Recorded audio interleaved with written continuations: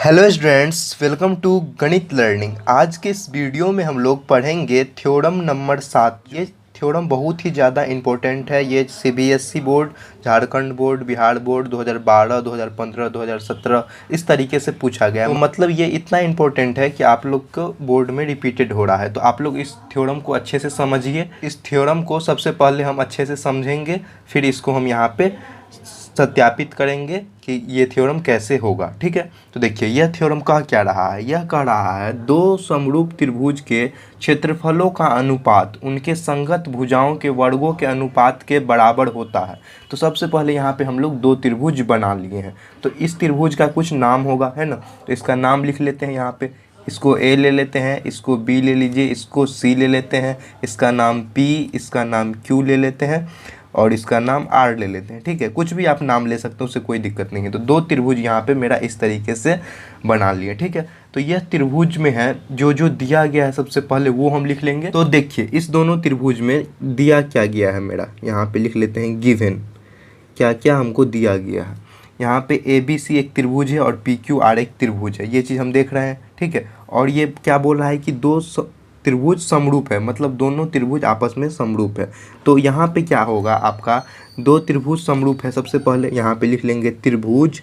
त्रिभुज क्या है, ए बी सी, और क्या है त्रिभुज पी क्यू आर, ये क्या है समरूप है। त्रिभुज पी क्यू आर ये दोनों समरूप है।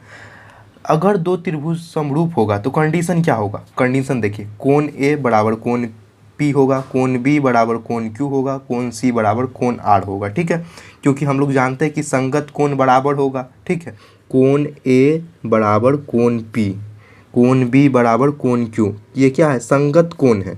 कोण बी बराबर कोण क्यू है। ठीक है, कोण क्यू। और क्या है, कोण सी बराबर कोण आर, कोण सी बराबर कोण आर, ये क्या है संगत कोण है।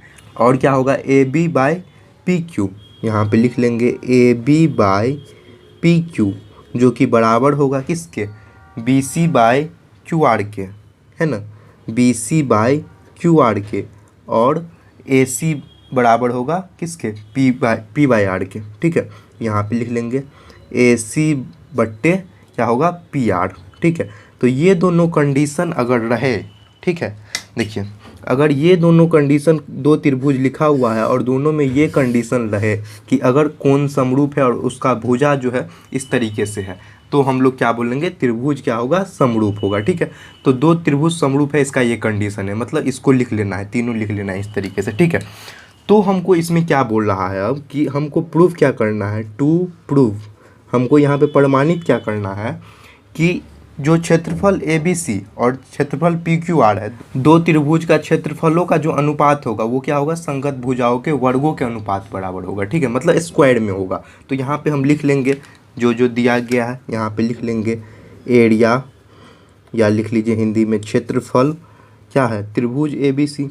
त्रिभुज ए बी सी बट्टे क्या होगा क्षेत्रफल त्रिभुज क्या है P Q R. P Q R दो त्रिभुज है पी क्यू आर। तो हमको इसमें बोल रहा है इस तरीके से है अनुपातिक में, जैसे ए बी स्क्वायर बड़ा बट्टे यहाँ पे क्या हो जाएगा P Q square, P Q square B C square बट्टे Q R square equal to A C square बट्टे पी आर स्क्वायर। ठीक है, तो हम लोग यहाँ पे ये समरूप था तो इसमें ये कंडीशन था, और हमको प्रूफ क्या करना है, इसी चीज़ को आप देखिए यहाँ पे स्क्वायर के फॉर्म में दिया हुआ है, तो यही चीज़ हम लोग को यहाँ पे प्रमाणित करना है। अब हम क्या करते हैं, इस दोनों त्रिभुज में कंस्ट्रक्शन करते हैं, कुछ रचना करते हैं। तो देखिए यहाँ पे हम लिख लेंगे कंस्ट्रक्शन, या आप हिंदी में लिख सकते हैं रचना। ठीक है, तो इसमें कंस्ट्रक्ट क्या कर रहे हैं हम कि यहाँ पे इस तरीके से हम एक लंब दे देते हैं। ठीक है, ये यहाँ पे 90 डिग्री होगा। ठीक है, यहाँ पे इस तरीके से एक लंब दे देते हैं, ये भी यहाँ पे 90 डिग्री, और इसका कुछ नाम ले लीजिए।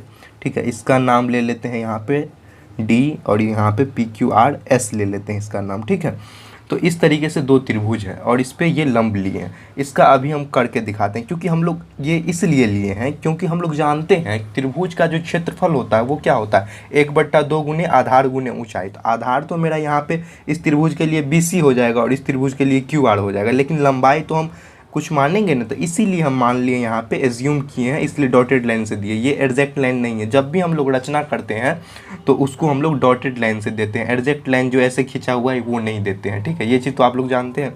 और ये मेरा क्या हो जाएगा, हाइट हो जाएगा। ये मेरा हाइट मतलब ऊंचाई हो जाएगा ये। तो कंस्ट्रक्शन इसलिए किए हैं कि हम इसका यूज कर सकें त्रिभुज के क्षेत्रफल निकालने में, इसलिए क्योंकि हमको यहाँ पे तो क्षेत्रफल ही पता करना है त्रिभुज का, और वही बराबर करके दिखाना है ना। तो कंस्ट्रक्शन जो किए हैं वो लिख लेते हैं। ए पॉइंट से डी पॉइंट तक क्या किए हैं, मिलाए हैं। किस पे मिलाए हैं, पॉइंट बी सी पे मिलाए हैं, तो वही लिख लेंगे। ए डी क्या है, परपेंडिकुलर है बी सी के, मतलब ए सी ए डी क्या हो है, बी सी पे क्या है, लंब है, ठीक है, लंब है। तथा क्या है यहाँ पे P से Q S पॉइंट को मिलाए हैं, और QR पे ये चीज़ क्या है, लंब है ना। QR इसका बेस हो गया, मतलब आधार हो गया। तो यहाँ पे लिख लेंगे हम PS क्या है, परपेंडिकुलर है, मतलब कि लंब है इस पे, किस पे, QR पे, QR पे। ये चीज़ मैंने क्या किया, यहाँ पे खींचा है। ये चीज़ मैंने यहाँ पे कंस्ट्रक्ट किया, खींचा है। तो यहाँ पे हमको जो प्रूफ करना है वो हम लिखेंगे यहाँ पे प्रूफ। या देखिए क्षेत्रफल ABC और क्षेत्रफल PQR में हम देखेंगे यहाँ पे। तो लिख लीजिएगा आप यहाँ पे क्षेत्रफल कौन सा त्रिभुज का लिख रहे हैं, त्रिभुज ABC बट्टे क्षेत्रफल इसको थोड़ा सा ऊपर कर लेते हैं, फ्रेश दिखेगा आपको। देखिए क्षेत्रफल क्या है, PQR, ठीक है, PQR। अब देखिए हम क्या जानते हैं, त्रिभुज का क्षेत्रफल क्या होता है, 1/2 गुने आधार गुने ऊंचाई। तो 1/2 गुने आधार इसके लिए क्या है, BC है, BC गुने ऊंचाई क्या है, AD हो गया, जो कि हम लोग यहाँ पे माने हैं। यहाँ पे क्या हो जाएगा, 1/2 गुने 20, यहाँ पे क्या हो जाएगा, QR हो जाएगा इस त्रिभुज के लिए। तो यहाँ पे QR, और यहाँ से इसका लंबाई क्या हो गया, PS है ना, PS। अब देखिए यहाँ पे क्या क्या कट रहा है, 1/2 गुने 1/2, ये दोनों कट गया। अब देखिए ये त्रिभुज इस तरीके से है, तो यहाँ पे हम लिख लेंगे क्या आया है मेरा, BC गुने AD बराबर QR गुने PS, ठीक है। आप इसको अलग अलग करके भी लिख सकते हैं, क्योंकि ये मल्टीप्लाई में है ना, अलग अलग करके भी लिख सकते हैं इस तरीके से, BC गुने AD बाय PS, और इधर क्या है, QR है, ठीक है। इसको एक इक्वेशन मान लेते हैं, इक्वेशन नंबर 1 मान लीजिए, ठीक है। अब इस तरीके से मेरा हो गया, ठीक है, इस तरीके से मेरा हो गया। इसको अलग करके लिखे हैं, कुछ वो नहीं किए हैं। जब बट्टा में रहे इस तरीके से, तो आप इस तरीके से अलग करके लिख सकते हैं मल्टीप्लाई में, ठीक है। अब देखिए अब क्या है मेरा, त्रिभुज ABC तथा क्या है, त्रिभुज PQR में ये चीज़ देखिए, कोण B और कोण Q यहाँ पे क्या है, बराबर हो जाएगा। लिख लेंगे कोण B बराबर कोण Q। क्यों बराबर होगा, क्योंकि त्रिभुज ABC त्रिभुज ABC समरूप है त्रिभुज PQR के। ये चीज़ आप देख रहे हैं, दोनों त्रिभुज समरूप है, तो ये कोण बराबर है, ठीक है। और यहाँ पे त्रिभुज क्या है, ADB, और यहाँ पे PSQ, इधर का बंद कर लीजिए, ठीक है, ये बंद कर लीजिए, सिर्फ ये छोटा त्रिभुज देखिए, ADB, और यहाँ पे क्या है, PSQ। ये दोनों त्रिभुज में यहाँ पे 90 डिग्री, यहाँ पे 90 डिग्री है, तो ये चीज़ हम यहाँ पे लिख लेंगे, कोण ADB जो कि बराबर होगा कोण PSQ के। क्यों, क्योंकि ये 90 डिग्री है यहाँ से, है ना, ये चीज़ यहाँ से 90 डिग्री है। क्यों मेरा 90 डिग्री आया ये, क्योंकि यहाँ पे हम कंस्ट्रक्ट किए हैं, रचना किए हैं, ठीक है। रचना से ये चीज़ क्या आया, मेरा 90 डिग्री। जब इस तरीके से रहे, देखिए यहाँ पे कोण बराबर है, यहाँ भी 2 कोण बराबर है, ये 90 डिग्री आ गया। तो यहाँ पे हम क्या लगा सकते हैं, कोण समरूपता जो ऊपर में है वो लगा सकते हैं, ठीक है। तो इसीलिए हम लिखेंगे, नेक्स्ट पेज में लिख रहे हैं, स्पेस नहीं है यहाँ, इसीलिए कोण समरूपता से, कोण क्या है, समरूपता उपपरिमेय से, ठीक है। ये चीज़ तो हम लोग सॉल्व किए थे, समझे थे किस तरीके से हुआ, ठीक है। देखिए यहाँ पे दिख नहीं रहा था, तो कोण समरूपता उपपरिमेय से क्या हो जाएगा, त्रिभुज त्रिभुज क्या है, त्रिभुज ABD, और इधर क्या है, त्रिभुज PQR, त्रिभुज ABD, और त्रिभुज यहाँ पे क्या है, PQS, त्रिभुज PQS। देखिए ये छोटा त्रिभुज लिए हैं और छोटा त्रिभुज को हम यहाँ पे इस तरीके से करके यहाँ पे बराबर दिखा दिए, ठीक है, मतलब कि ये दोनों समरूप दिखा दिए। अगर कोई त्रिभुज समरूप होगा तो हम लोग जानते हैं उसका जो ये आएगा, मतलब कि जो भुजा आएगा वो भी क्या होगा, समरूप समानुपाती होगा। तो यहाँ पे लिख देंगे AB/PQ जो कि बराबर होगा AD/PS के। देखिए यहाँ पे क्या है AB और यहाँ पे क्या है PQ, ये वही चीज़ लिखे हैं AB/PQ जो कि बराबर होगा किसके, AD/PS के। वही चीज़ हम यहाँ पे लिखे हैं। देखिए ये वाला बराबर क्यों हुआ है, क्योंकि दो त्रिभुज अगर हम समरूप दिखाए हैं, यहाँ पे दो त्रिभुज समरूप दिखाए हैं तो उसका जो संगत भुजा होगा वो समानुपाती होगा, इसलिए यहाँ पे ये बराबर हो गया। इसको इक्वेशन नंबर 2 मान लीजिए, समीकरण 2, ठीक है। यहाँ पे जब इस तरीके से रहेगा, जबकि यहाँ पे आप लिख सकते हैं जबकि AB/PQ जो कि बराबर इस तरीके से है, तो यहाँ भी देखिए यहाँ पे इस तरीके से आ जाएगा, AD/PS इधर भी है, ठीक है, AD/PS इधर भी है, मतलब इक्वेशन फर्स्ट में देखिए। तो इधर BC/QR हम बराबर लिख सकते हैं इस तरीके से, BC/QR बराबर, इसको इक्वेशन नंबर 3 मान लीजिए। ये जो यहाँ पे हम लिखे हैं AB/PQ, ये हम बड़े त्रिभुज में देखें, त्रिभुज ABC और यहाँ पे त्रिभुज PQR इसमें लिए हैं, मतलब AB इधर भी बड़ा है और इधर भी PQ बड़ा है, और यहाँ पे QR ये बराबर होगा किसके, BC के। तो यहाँ पे QR/BC लिखे हैं, ठीक है। ये हम किस त्रिभुज में लिए हैं, त्रिभुज आप ABC, त्रिभुज ABC जो कि समरूप है किसके, त्रिभुज PQR के, त्रिभुज PQR के इसमें लिए हैं, ठीक है, ये चीज़। तो यहाँ पे मेरा इस तरीके से आ गया। तो यहाँ पे अब देखिए कॉमन क्या आया, AB/PQ इधर है, ठीक, इधर भी AB/PQ है, दोनों साइड AB/PQ दिख गया। तो हम लोग क्या बोल सकते हैं, ये और ये बराबर हो जाएगा।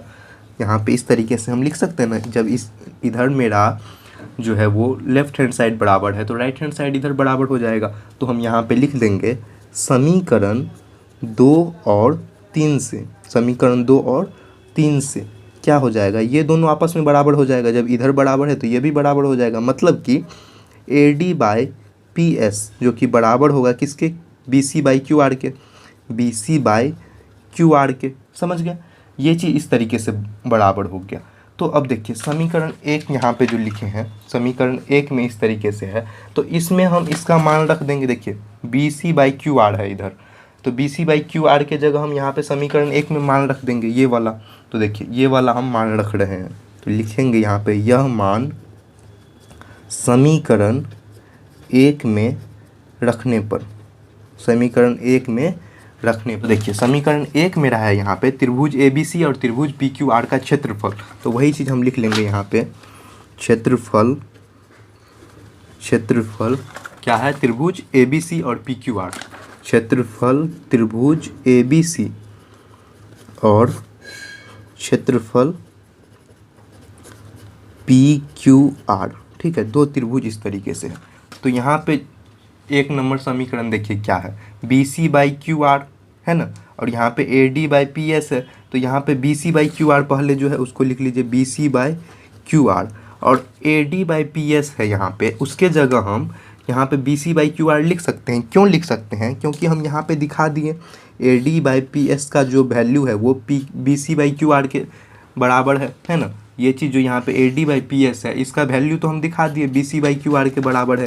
क्यों, क्योंकि ये दोनों यहाँ से बराबर हो गया, तो ये चीज़ तो हम दिखा दिए। तो यही चीज़ यहाँ पे वैल्यू पुट कर लेंगे हम, तो BC/QR को मल्टीप्लाई हम कर सकते हैं BC/QR से, मतलब कि यहाँ पे AD/PS के जगह हम BC/QR लिख सकते हैं, क्योंकि यहाँ पे ये चीज़ लाए हैं। तो देखिए जब इस तरीके से मेरा आ गया तो हम इसको क्या बोलेंगे, BC/BC QR स्क्वायर, ठीक है, BC² जब मेरा इस तरीके से आ गया तो यहाँ पे देखिए सबसे पहले जो हम फर्स्ट लाइन लिखे हुए हैं इसमें क्या चीज़ है, AB/PQ जो कि बराबर है BC/QR के, AC/PR के। तो यहाँ पे क्या हो गया, जब मेरा ये स्क्वायर बराबर हो जाएगा तो ये इसका भी स्क्वायर बराबर होगा, इसका भी स्क्वायर बराबर होगा, क्योंकि तीनों आपस में यहाँ पे बराबर दिया गया है, ठीक है। तो इसको हम यहाँ पे बराबर इस तरीके से लिख सकते हैं ना, बराबर यहाँ पे इस तरीके से लिख सकते हैं AB²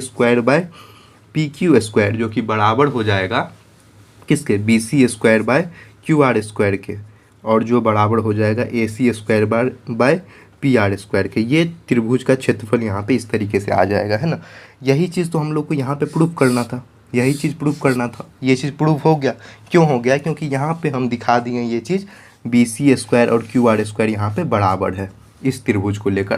और अगर ये बराबर है तो यहाँ पे हम देख रहे हैं जो चीज़ मेरा त्रिभुज गिवन है उसमें ये तीनों आपस में बराबर है, क्योंकि त्रिभुज समरूप है तो इसका जो भुजा होगा ये आपस में क्या होगा? समानुपाती होगा, संगत भुजा समानुपाती होगा। और संगत भुजा में से एक भी भुजा हम स्क्वायर दिखा दिए तो मतलब कि ये तीनों भुजा आपस में बराबर है। तो यही चीज़ हम लोग को यहाँ पे दिखाना था कि तीनों भुजा आपस में बराबर है। तो इस तरीके से आप लोग थ्योरम को समझ के अच्छे से बनाएं, जिससे कि आप लोग का कॉन्सेप्ट क्लियर हो। फिर आप लोग क्वेश्चंस अपने से सॉल्व कीजिएगा और बहुत ही अच्छे से क्वेश्चन सॉल्व हो जाएगा। और अगर आप लोग को फिर भी कोई भी चीज़ समझने में यहाँ पे जो भी बताए हैं वो भी समझने में कोई भी पॉइंट में दिक्कत हो तो वो भी कमेंट सेक्शन में ज़रूर से बताएं।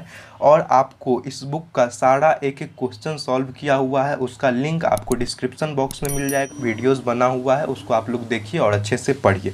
Thanks for watching this video. मिलते हैं फिर नेक्स्ट वीडियो में, आगे का जो भी चैप्टर्स है उसको सॉल्व करते हैं।